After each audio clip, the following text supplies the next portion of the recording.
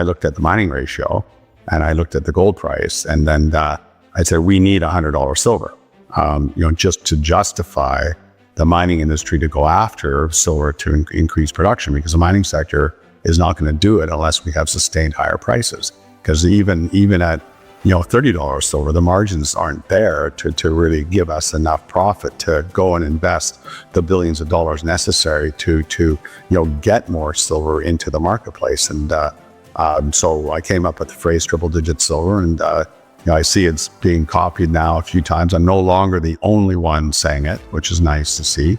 I was the first to say it, but I think we'll get there. I think, it's a simple math. Welcome to the Economy Express channel, your trusted source for insights into the markets shaping our financial future. Today, we're diving deep into the silver market with insights from Keith Neumeyer, CEO of First Majestic Silver. Neumeyer has made a bold prediction. Silver prices could soar to $100 per ounce in the near future. Let's explore the reasons behind this assertion and why it might not be as far-fetched as it seems. The story of silver is one of growing demand, shrinking supply, and market dynamics that could soon force prices dramatically higher. Neumeyer's analysis sheds light on the forces driving this precious metal toward what he calls triple-digit silver. Whether you're a seasoned investor or just tuning into the commodities space, this is a story you won't want to miss. Now, let's break it down. And I've said this, multiple times in my PowerPoint presentations and in similar interviews, is that there's about 1 billion ounces of silver that trades every day in the paper markets worldwide. So you've got this group of bankers, and they don't know about mining. They've never been to a mine. They look at a ticker symbol or a price quote, on their computer system, and then they're used to trading, within a range, and that's really it for them. They don't look at deficits. They don't look at where the metal's going. They likely don't even know, what the production worldwide is and what the consumption worldwide is, and the fact that their computer, it wouldn't even operate without silver, within it. So they're complete financial guys, traders, and that's really all they are. And when you have that kind of mentality, you see, a bunch of, like, the Reddit crowd, for example. It's a good example of what my point is, where you get a bunch of buyers that come into the market all within a very quick or short period of time, and the price spikes. And so you get all these traders saying, hey, this is a great opportunity to sell some silver. And they're not selling silver, they're selling paper. Right? And then they know from history that they'll never have to call for delivery of that silver. Right? It's just paper to them. So they know that if they could lean on the paper markets enough, they could just wait until the buying ends. And then when it ends, the price will drop, like any kind of supply-demand market in the world, doesn't matter what it is. When the buying dries up, the price will drop. And they know that. And they'll just wait it out, and they'll buy back that paper, and they'll rinse and repeat time and time again. And it's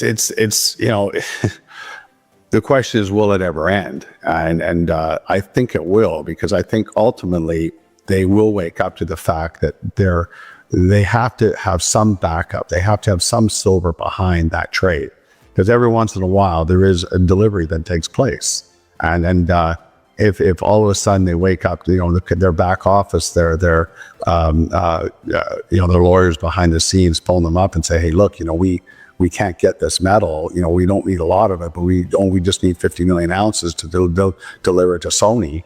And we've got this big short position, right? We can't find the ounces.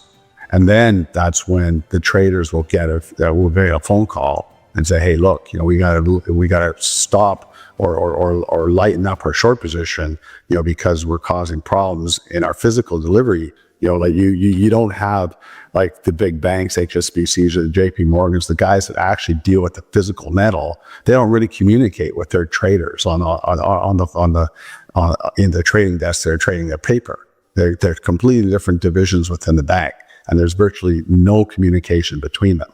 So when you close that gap and all of a sudden the communication starts, I think we're there or getting close to there. And that's why I think we've seen the silver price improve over the last year, because people are waking up to the fact that this is an extremely tight market.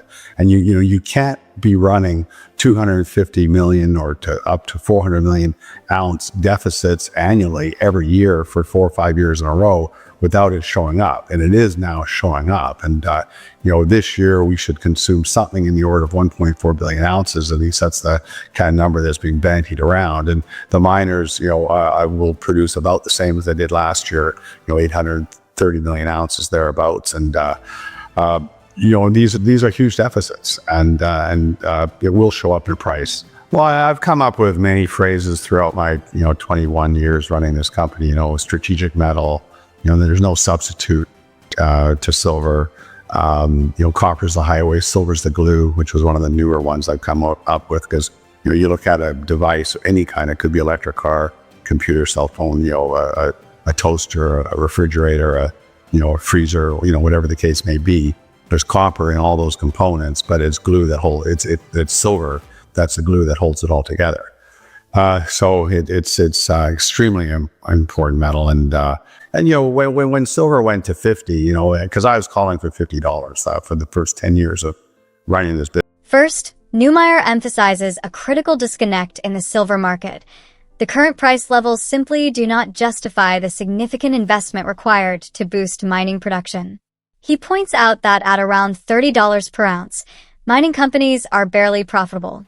To attract the billions of dollars needed to increase output, silver prices must sustain significantly higher levels. According to Neumeyer, $100 per ounce isn't just an ambitious target, it's a necessary benchmark to ensure the mining sector can meet growing demand. But where is all this demand coming from? This is where the story gets even more intriguing. Silver isn't just a shiny metal, it's a cornerstone of modern technology. Solar panels, electric vehicles, and electronics are consuming more silver than ever before. In fact, industrial applications now account for nearly 400 million ounces of silver demand annually. To put this into perspective, that's nearly half of the total global production, which hovers around 830 million ounces per year. We've seen a couple of markets break, the nickel market, and, most recently, the cobalt market before that. These are thinly traded markets, and, eventually they break, and because the physical demand just becomes to a point where the paper markets just can't manage the physical side. And, it's a bit of a juggling game for the banks, right? They want to keep the trade going because they're making a fortune doing it. But at the same time, they got to face reality that, hey, look, there's an actual commodity, there behind this paper trading that we're doing. And yeah, we're making a ton of money on the paper side of things, but, we got to actually deliver this stuff at some point. So, I think we're getting there. And you look at, the solar panel industry, the electric car, or even the just automotive industry, just as a single industry, consuming almost 100 million ounces on its own. The solar panels, estimated about 290 million ounces of consumption this year. So you got two industries, that are consuming almost 400 million ounces of silver, and the miners are only producing 830 million ounces. And these two industries really weren't even there when I put this business together. When I put First Majestic together back in the early 2000s, I was looking at cell phones and computers. Because earlier in my career, before I got into the financial markets, I actually sold computers. I remember, I had the first IBM computer coming out in 1994, I believe it was, and the computer was $10,000, and I actually sold a couple of them, quite interesting enough. But anyway, so I always had a fascination for technology. And when I got into mining, copper just came naturally to me, and silver was even the same. So I was able to formulate that concept and look into the future and say, hey, look, this metal is going to be in huge demand. And, I did predict that silver would hit $50 again, its prior high, reached in 1980. And I put the company together at $5 and hit $50 by 2011. What I didn't expect was that the silver price is going to drop all the way back down to $12, over the next, 5 years. That surprised me and surprised a lot of other people. And that was all paper driven, these traders, trying to write their positions because all these traders got way offside. And that whole move from 40 to 50, I remember, in April of 2011, I was up at midnight and I actually sold 100,000 ounces of silver at $49.50 for the company. And then I went to bed and then the next, we'll get back there. We just need to continue this, the consumption. Well, I should mention also, we've got these two industries that are consuming all the silver. We've got now another industry that's people aren't talking about, and it's the nuclear industry. One thing that's fascinating is that these, with the new renaissance of nuclear power being discussed among governments around the world as a clean energy, these nuclear power plants consume a ton of silver.